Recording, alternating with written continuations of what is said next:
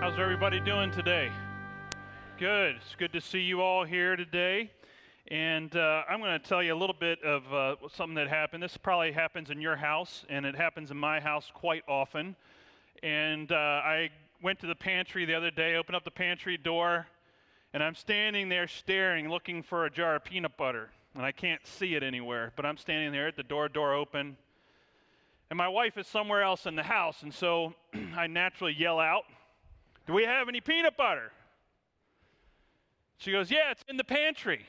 The pantry that I'm staring into at the moment, right? I'm like, "Yeah, I know, I'm at the pantry. Where in the pantry?" And she says, "Well, did you move stuff around?" Because she knows me enough. We've been married for 23 years.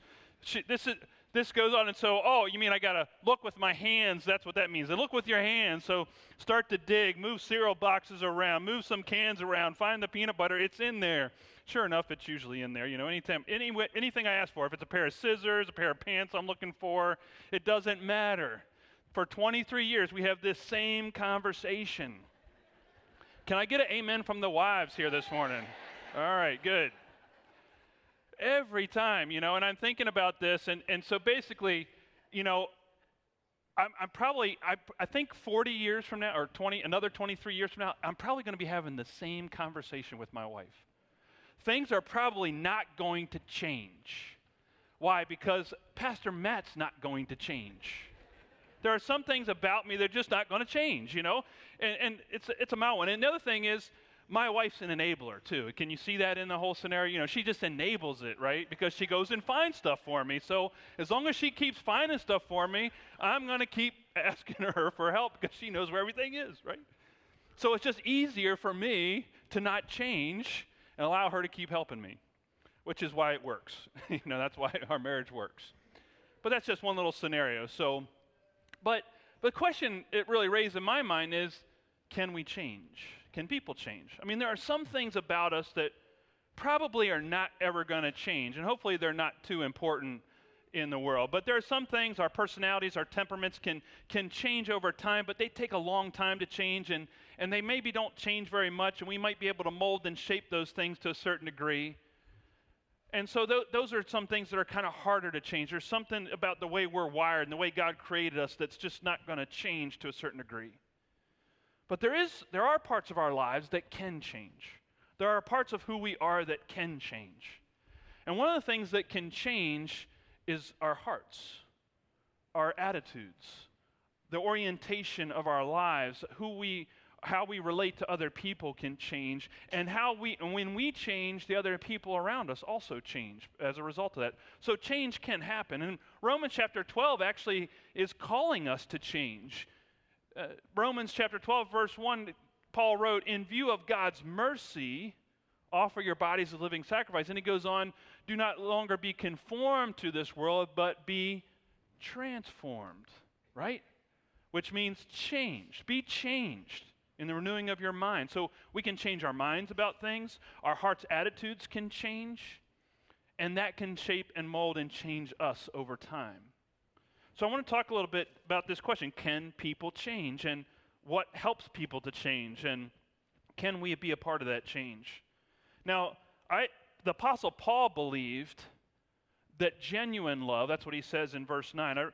We talked about this scripture about 3 weeks ago. Did it sound familiar to anybody? Anybody sit here this morning and go, "We already read this passage. Why aren't we moving on?" That's because I only talked about the first half. And this morning there was so much in there I couldn't get it in one sermon, so I'm coming back. And so looking today more at verses 9 through 21, where Paul just lists out all the different ways that we can be different and live differently in our lives because we've received God's love and mercy and grace in our lives. That is to be transforming and changing us in our hearts, that we're to be living differently. So Paul believes that genuine love can change people.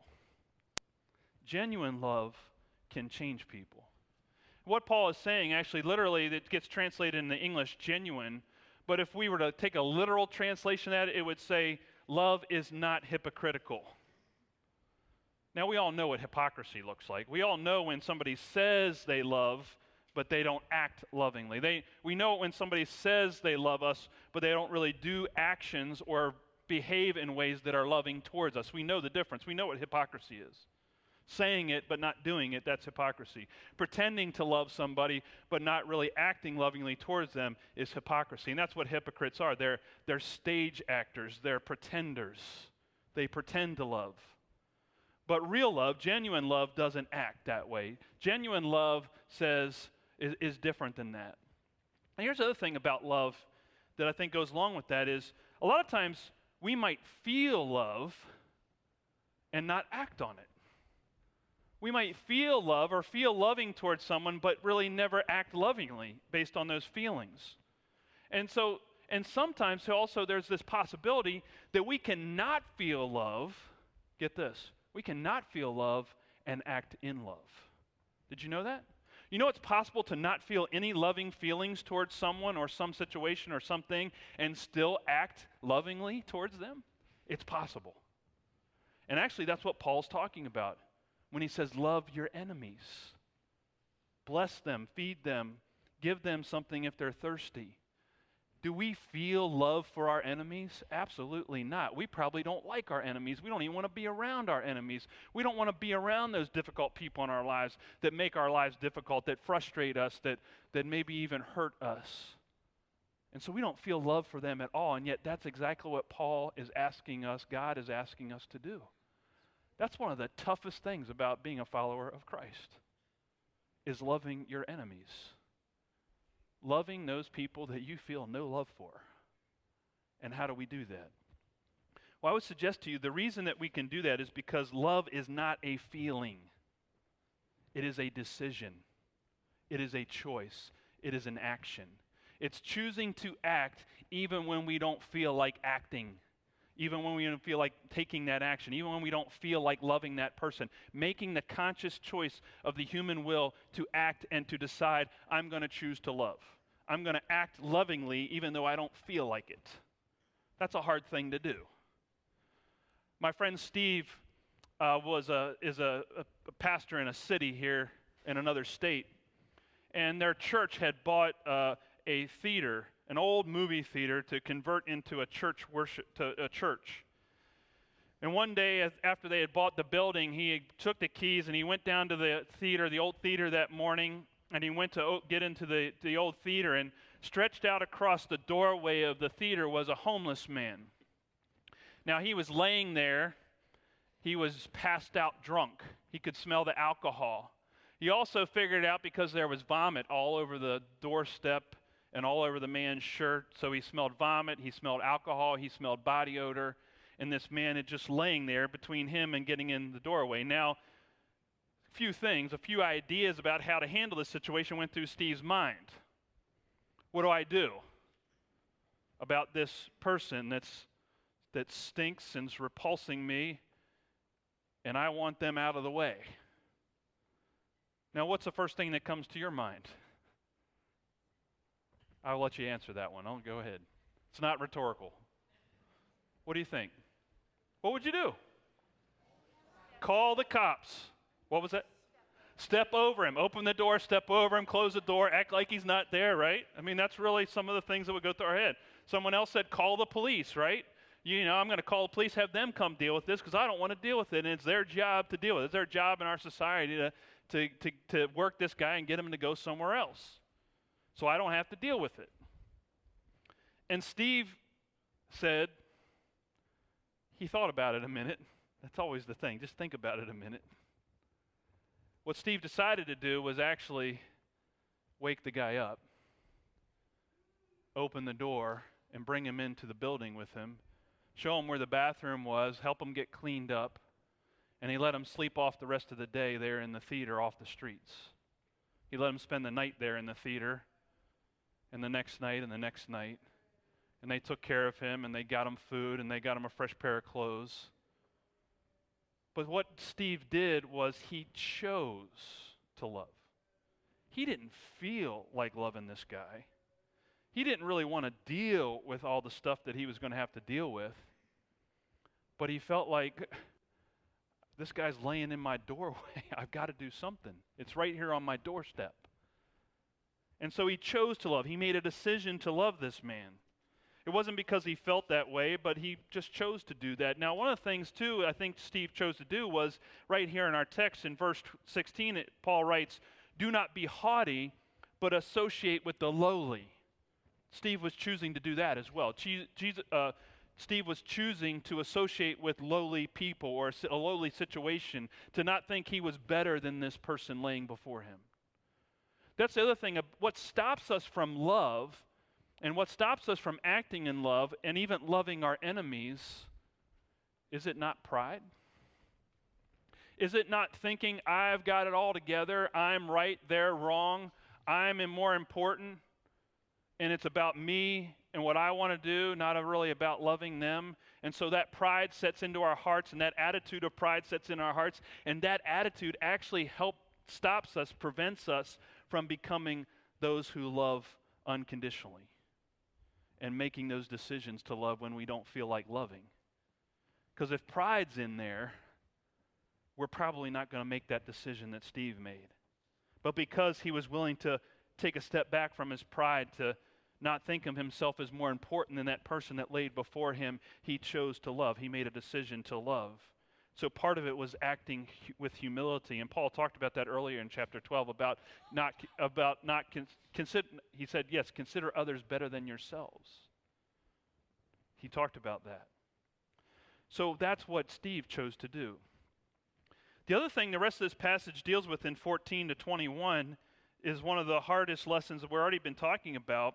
But this idea that love, this genuine love, this non-hypocritical love that Paul is talking about, love doesn't get even. Love doesn't retaliate. Now, I saw Superman this past Friday. I had my day off, and my daughter and I went to see Superman. And Superman was all about getting even. General Zod, evil man, all these evil bad things. Superman, good. S on his chest. Cape flying, comes in to take care of evil and gets even with evil and gets rid of evil. And justice prevails in America. And so that's the whole thing. I mean, you could take any movie these days, and a lot of those action movies is all about getting even, about getting back what somebody did to us. Paul says love doesn't do that.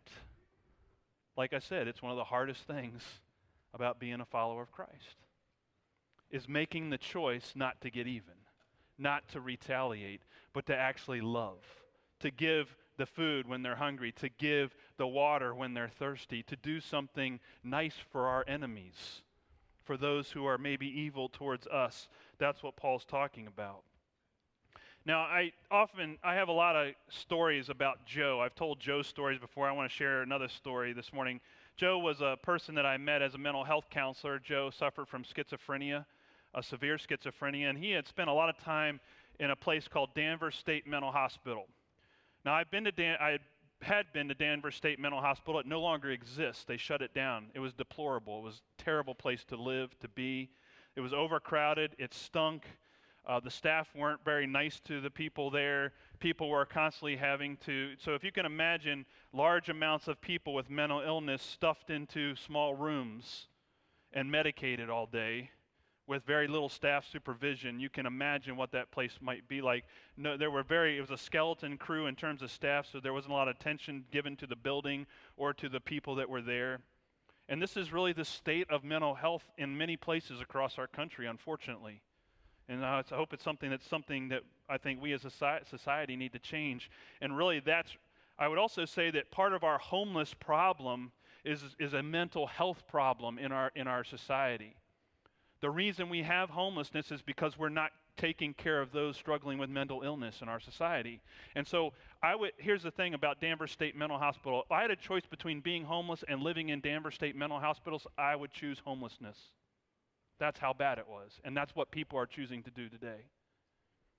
So anyway, I digress.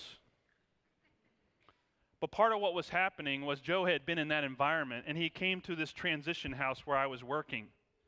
And this is the first time I met Joe. Now, Joe was 275 pounds, 6'4", bushy hair, bushy beard, and eyes that when they looked at you kind of made you a little scared. And the first time I met Joe, his back was towards me, and another staff member came over and put his hand on Joe's shoulder and said, "Joe, I want you to meet Matt." Joe turned around and saw me. Now, Joe, I was probably one of the biggest people Joe had seen in a while. And when he saw me, what he saw was a threat.